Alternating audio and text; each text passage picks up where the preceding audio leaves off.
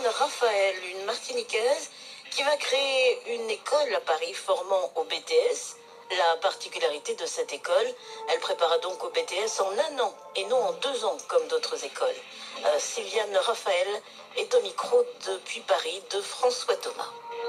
Bonjour. Bonjour. Vous lancez une école des BTS à la rentrée du mois de septembre ici sur Paris. De quoi s'agit-il?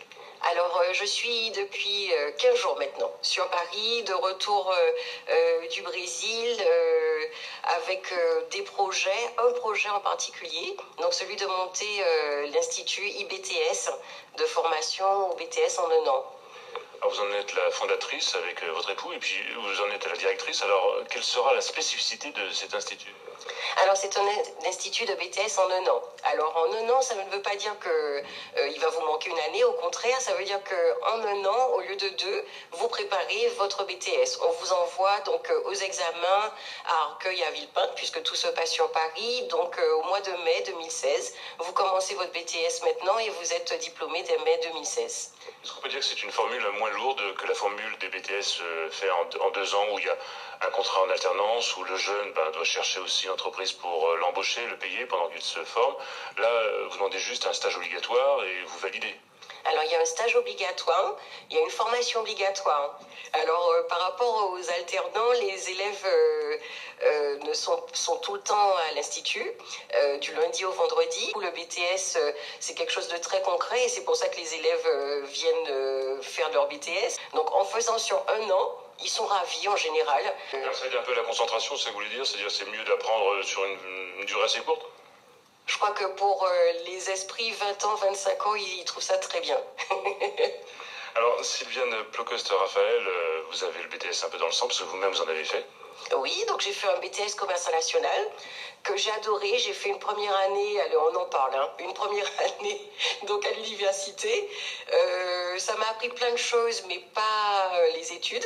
Donc après cette année-là, donc j'ai fait un BTS commerce international où je me suis éclatée. Ça se dit à la radio qu'on s'est éclaté pendant pendant ces 2 années d'études.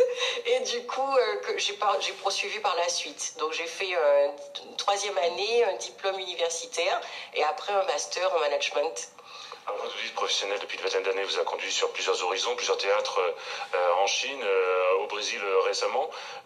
On peut dire que vous avez la bosse du commerce. Comment est-ce que vous voyez aussi aujourd'hui toute cette mode qui consiste à envoyer quelquefois des jeunes peu expérimentés commercialement parlant ou même dans le management vers les sphères plus hautes, très à la mode, le MBA, l'executive master? C'est très bien, c'est très bien. Vous n'êtes pas un petit peu à la ramasse par rapport à ça? Non, pas du tout. Souvent, les jeunes qui commencent en BTS chez nous continuent. Et puis, il y a ceux qui ont, avec leur bac+2 en poche, s'arrêtent et ils trouvent du boulot, puisqu'en fait, le BTS est très concret. Moi-même, j'ai, on va dire, donner plus de sens encore à ma carrière en partant à l'étranger, c'est vrai, à Shanghai, également à Natal au Brésil. Donc, mais je recommande en effet de commencer par ce qu'il nous plaît. Moi, c'était le commerce international et jusqu'à présent, j'en fais. Oui, d'accord, donc c'est pas antinomique avec ceux qui veulent faire MBA, Executive Master, mais c'est peut-être mieux de passer par la case BTS commercial quand on n'est pas assez aguerri sur le terrain. Commencez, commencez, poursuivez, commencez, réussissez. Parce que souvent les élèves commencent, alors voilà, c'est 1 an de perdu, 2 ans, donc réussissez. Et c'est notre pari aujourd'hui. À IBTS, on veut 100% de réussite. Vous êtes donc arrivé après le baccalauréat ici de la Martinique natale. Vous avez envie d'avoir aussi des étudiants d'outre-mer qui viennent. Comment ça se passe? Vous avez une centaine d'inscrits déjà? Alors on a envie et surtout ça se fait tout naturellement. Notre premier étudiant inscrit a été un étudiant de la Réunion, suivi par une étudiante de la Martinique. Alors on s'est dit mais ils se sont renseignés, ils ont vu que les responsables de la société étaient des Antilles, pas du tout, mais voilà, ça se fait par la force des choses et on a beaucoup d'étudiants donc de la Réunion, de Guadeloupe et de Martinique. Est-ce que vous pensez que cette bosse du commerce, justement, on dit souvent que ça manque un peu aux Antilles, c'est-à-dire qu'on a toujours des avocats et des médecins sous le coude, mais un peu moins, même si on commence à en avoir aujourd'hui, plus d'ingénieurs en commerce, plus de gens dans le business, tout simplement. Vous pensez qu'il il faut inciter encore plus. C'est un peu comme ça qu'on voit votre initiative, inciter toute une jeunesse ultramarine à y aller franchement. Oui, tout à fait. Et donc en fait, c'est en faisant aussi le poids de la difficulté d'arriver en France métropolitaine. Pour certains, qu'on s'est dit, déjà, avec un bac plus 2 fait en un an, voilà, j'ai déjà un diplôme en poche. Maintenant, des gens débrouillards, des gens qui ont la bosse du commerce, des ingénieurs, des têtes bien pleines, j'en ai autour de moi par centaines chez les Antillais. Donc il faut continuer.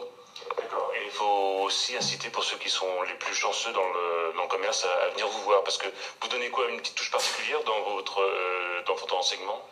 Oui, alors... L'ultramarine que je parle et qui a voyagé à travers le monde. Donc en fait, le I de IBTS, de notre école, le I c'est pour international, c'est pour innovation. Et donc en fait, on axe sur nos étudiants qui sont de toute origine, mais on leur donne aussi le goût d'aller, de s'enrichir à l'international.